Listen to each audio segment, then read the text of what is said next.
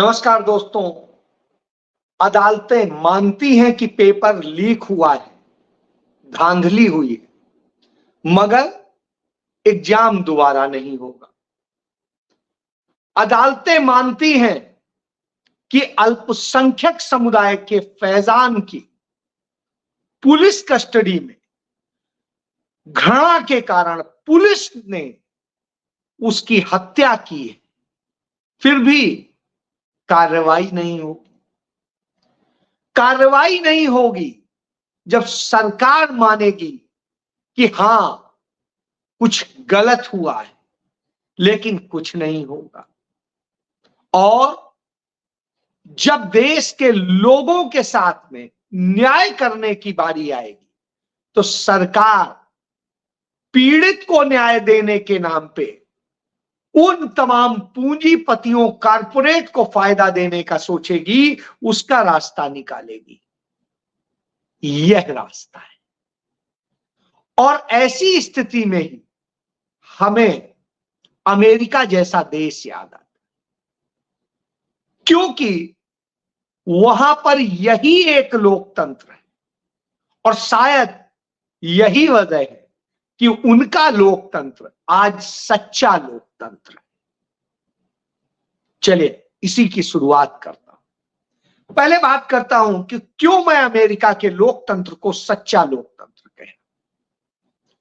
आपने देखा Barack Obama वहां पर राष्ट्रपति बने, उस समुदाय से आए जो समुदाय वहां पर हेट का शिकार था, वह समुदाय जिसको लेकर के तमाम तरह की बातें कही जाती थी, उन्हें गुलाम की तरह रखने का काम किया जाता था।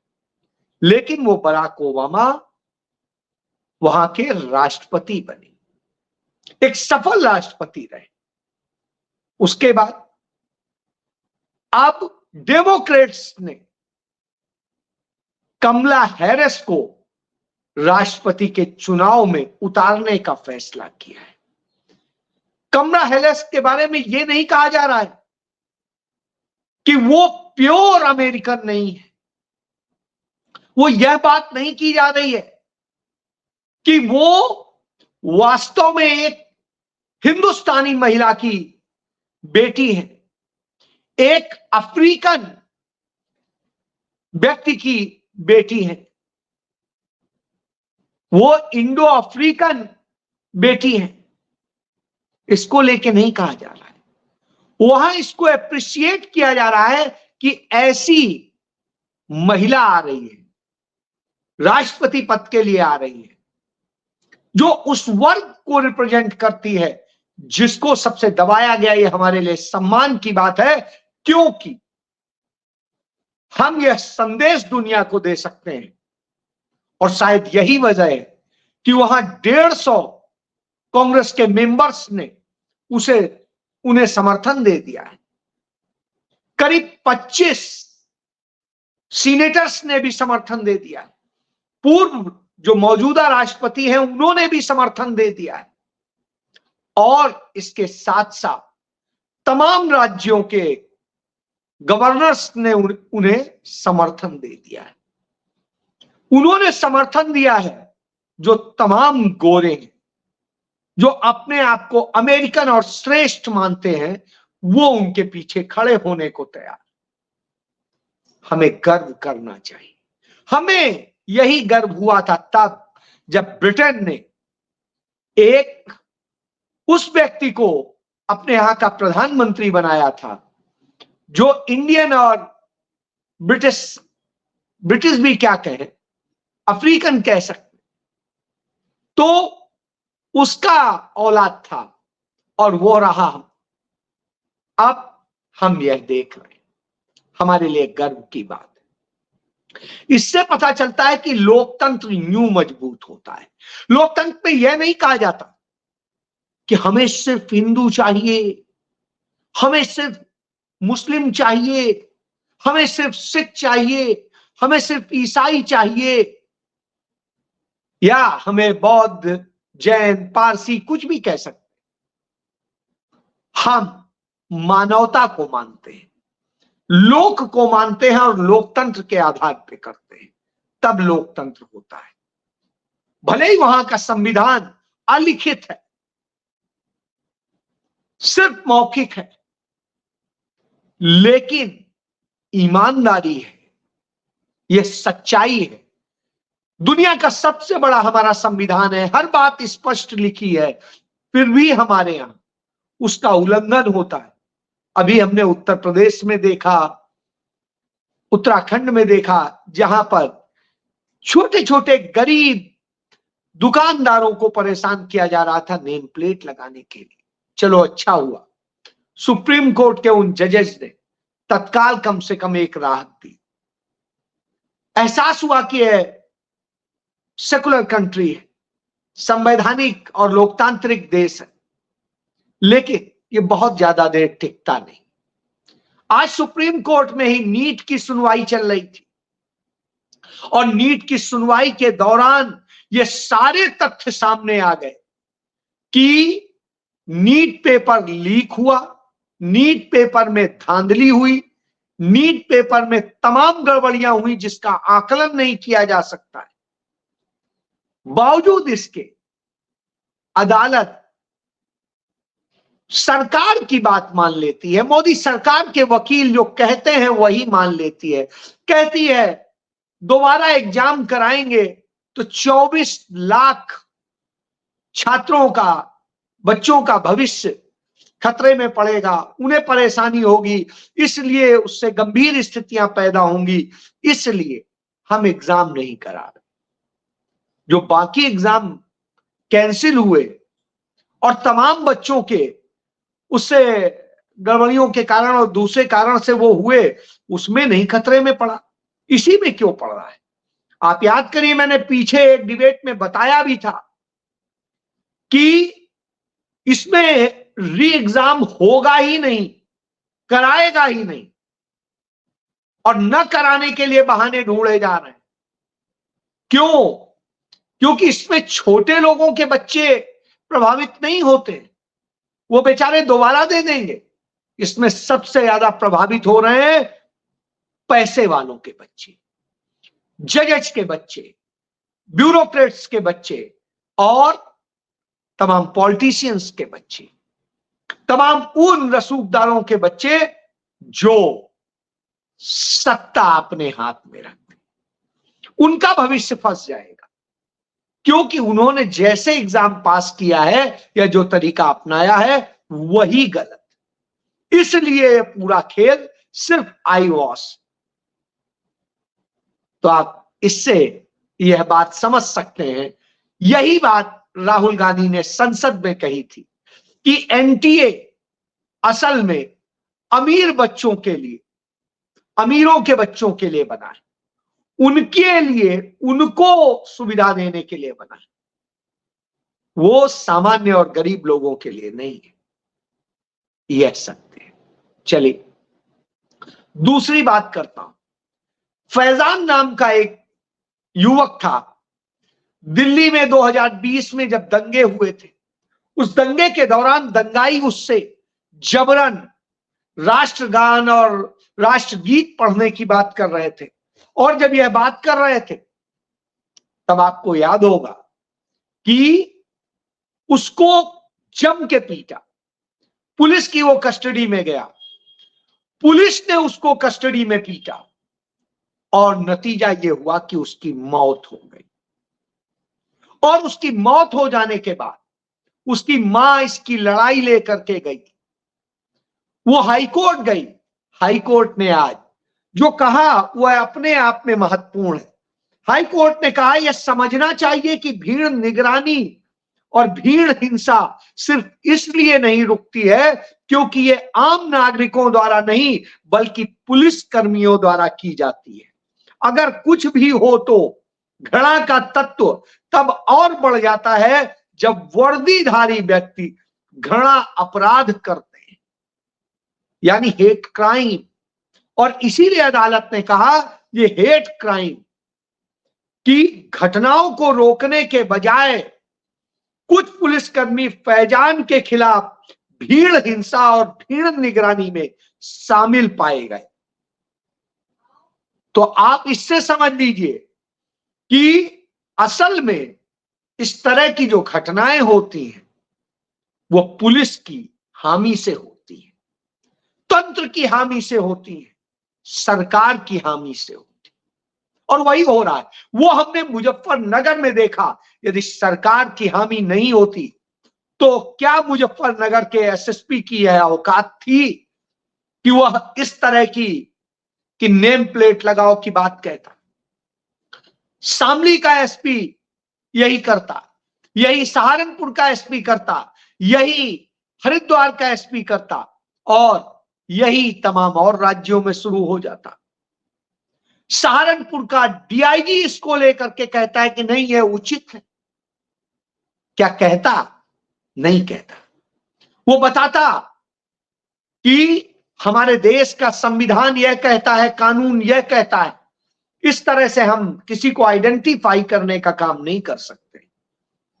पहचान जानने के लिए हमारे लोग जाएंगे और वहां सबकी लिस्ट बना लेंगे। बीट का सिपाही की ड्यूटी लगा देते, वही अकेले सब जगह से ये कर लाता। सबसे यह कह सकते थे कि प्रोपराइटर का नाम लिख सकते हैं, लेकिन आपने तो कि बड़ा बड़ा आप लिखिए, नेम प्लेट बदल दीजिए, अपने धर्म के आधार पे, धार्मिक नाम के आधार पे आप बनाइए। तो जब यह करते हैं तो यह घृणा के अपराध की श्रेणी में आता है। हाई कोर्ट ने फैजान के मामले में यह मान तो लिया, लेकिन कार्रवाई क्या की? कुछ नहीं। कार्रवाई के नाम पे कह दिया चलिए सीबीआई इसकी जांच करेगी। और सीबीआई क्या जांच करेगी? जितने एविडेंस थे अब तक तो सारे नष्ट कर दिए गए। दिल्ली पुलिस ही अपराधी थी। क्यों नहीं इस पे बात हुई कि उस समय का कमिश्नर भी इस पे दोषी था, उसको सारा सच पता था। ज्वाइंट कमिश्नर भी दोषी था, वहां का डीसीपी भी दोषी था, और वहां के तमाम अफसर एसएचओ से लेके सारे वो भी दोषी थे। क्यों नहीं कार्रवाई होती है? इसी तरह लटकाया जाएगा, फिर 5-6 साल जांच होगी। 4 साल हो चुके, फिर जांच होगी। जांच होने के बाद में जब तक तब तक हो सकता है उसकी मां ही मर जाए, बात ही खत्म हो जाएगी।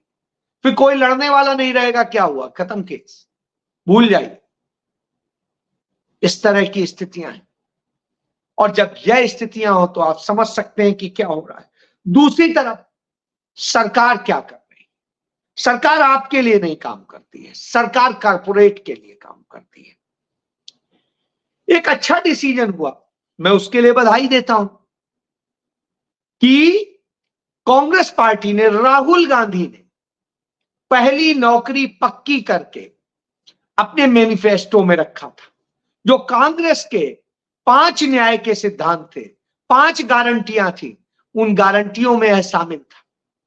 उसमें हर युवा को, जो भी ग्रेजुएट हो जाता है, डिप्लोमा हो जाता है, कुछ हो जाता है, उसको 8,500 रुपया 1 साल के लिए हर महीने मिलेंगे। यह इसलिए कि उस दौरान वो ट्रेनिंग करे, सीखे, और सीखने के बाद अपने लिए जॉब सिक्योर करे। सरकार ने उस दिशा में काम तो किया, क्योंकि उसे चुनाव दिखाई दे रहा, और यह कह सकते हैं कि यह सरकार मध्यावधि चुनाव की तरफ देख रही है। मैं इसलिए कह रहा हूं यह बात, क्योंकि यह बजट सामान्य बजट नहीं है। यह बजट भटकाव के संकेत देता है। यह बजट एक प्रारंभिक चेतावनी के रूप में भी पढ़ा जा सकता है। यह भाजपा एनडीए के सहयोगियों पर निर्भर है। यह भी बताता है, और यह बजट यह भी बताता है कि जल्दी वो मध्यावधि चुनाव की तरफ काम कर रही है।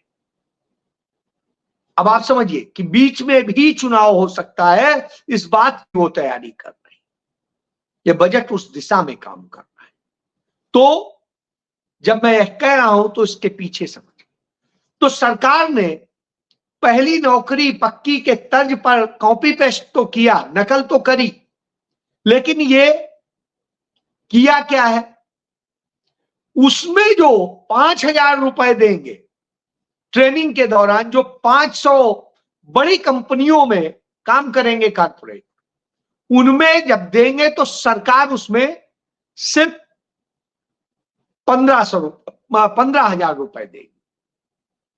और जो 15,000 देगी उसके बाद में वो ट्रेंड करके वो ट्रेनिंग का काम वो जो कंपनियां कारपोरेट कराएंगी वो अपने सीएसआर के प्रोजेक्ट से कराएंगी, यानी जो सोशल रिस्पॉन्सिबिलिटी पर उन्हें खर्च करना था वो नहीं करेंगी, वो पैसा इधर दिखा देंगी। यानी उन्हें टैक्स से भी राहत, उन्हें उससे भी राहत कि उधर खर्च करना है। तो जो खर्च जनता के हित में कल्याण में करना था वो नहीं करेंगे। आप ट्रेनिंग देंगे और ट्रेनिंग के दौरान आप अपनी कंपनी के लिए पूरा काम लेंगे, 10 घंटे 12 घंटे जो भी आपको लेना है, उसका कोई ओवर टाइम नहीं मिलेगा। तो आप ये समझिए कि आपसे काम भी लिया गया, आपको चवन्नी दी भी नहीं गई और सरकार से भी पैसा ले लिया गया। इसके बाद में यदि आप हायर करते हैं तो 2 साल तक सरकार हर महीने जितनी हायरिंग करेंगी उसमें 3,000 रुपए महीने के हिसाब से उन्हें दे, यानी कारपोरेट को ही सिर्फ फायदा मिलना है, उस व्यक्ति को नहीं मिलना है, उसको नहीं मिलना है। 2 साल बाद वो हटा दे अपना, उसकी मर्जी, नहीं हटाए दूसरा रख ले, उसकी मर्जी, मतलब वो एक अलग तरह से। तो इस खेल से समझ लीजिए कि वहां भी अग्निवीर बनाने का काम सरकार ने किया, और ऐसा अग्निवीर जिसको कुछ नहीं, तो यह समझिए सिर्फ कारपोरेट के लिए काम। दूसरी चीज, जो इसी तरीके से सरकार ने पूरे बजट को यदि आप देखिएगा कारपोरेट केंद्रित कर दिया, और यदि किसी को कुछ मदद भी दी है तो उसमें भी कारपोरेट, यदि 70,000 करोड़ रुपए के प्रोजेक्ट दिए जा रहे हैं आंध्र प्रदेश को, तो वो सारे प्रोजेक्ट कारपोरेट के हैंडल होंगे, क्योंकि वो जो बड़े काम है उससे आम आदमी का कोई कंसर्न नहीं, यानी आम आदमी के लिए पैसा नहीं है। आम आदमी के लिए जब पैसे की बात आती है तो कटौती होती। उधर आप देखिए बिहार को जो पैसा दिया गया, बिहार की जनता के लिए नहीं दिया गया, वहां पर एक्सप्रेसवे, वहां पर और दूसरी चीजें जिनमें बड़े लोग चलते हैं, बड़े लोगों की गाड़ियां चलती। तो यह स्थिति है, इसको समझने की जरूरत है।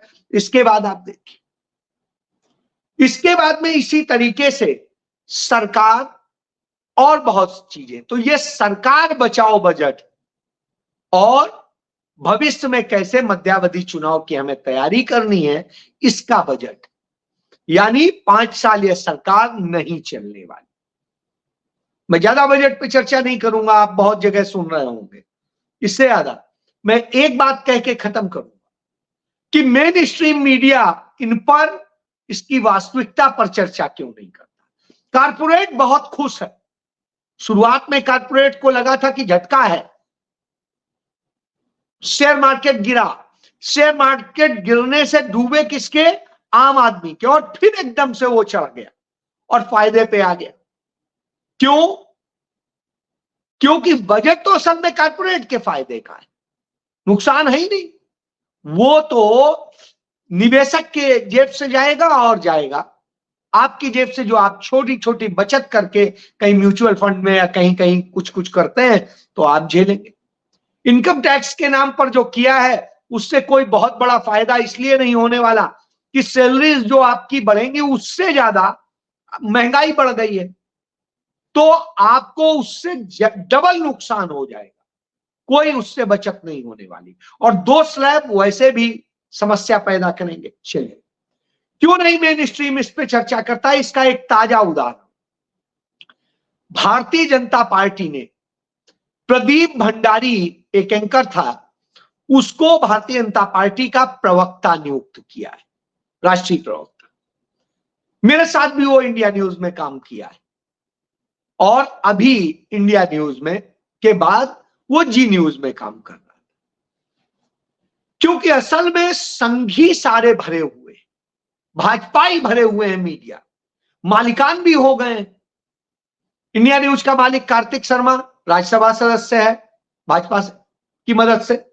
इसके बाद में जी न्यूज का मालिक राज्यसभा सदस्य था भाजपा की मदद से। इसके अलावा आप जिसको भी देखेंगे, इंडिया टीवी के मालिक को देखेंगे रजत शर्मा, वो एबीवीपी से था। इसके बाद अरुण पुरी खुद संघी है और उनकी बेटी लगातार जो है उससे जुड़ी हुई है। इसके बाद जो भी और चैनल्स, आप कोई अदानी का है, कोई अंबानी का है, तो इस तरह के हैं। तो ऐसी स्थिति में आप ये मान के चलिए आपकी वो बात करने नहीं बैठे, वो उन्हीं की बात करने बैठे, इसलिए वो ये सच बताते हैं। तो चलिए, मैंने आपको सच बताया इसलिए क्योंकि जान लीजिए कि मोदी या भारतीय जनता पार्टी के बड़े बड़े नेताओं को वो ज्ञान नहीं, जिन्हें बालक बुद्धि कहते हैं, उन्हीं की बुद्धि के उसको एडॉप्ट करते हैं, लेकिन कारपोरेट है, मालिक है, उसके खिलाफ कैसे जाएं, इसलिए सब लाभ उसी को दे देते हैं, बस उसके लिए काम करते हैं। यह सत्य है। जय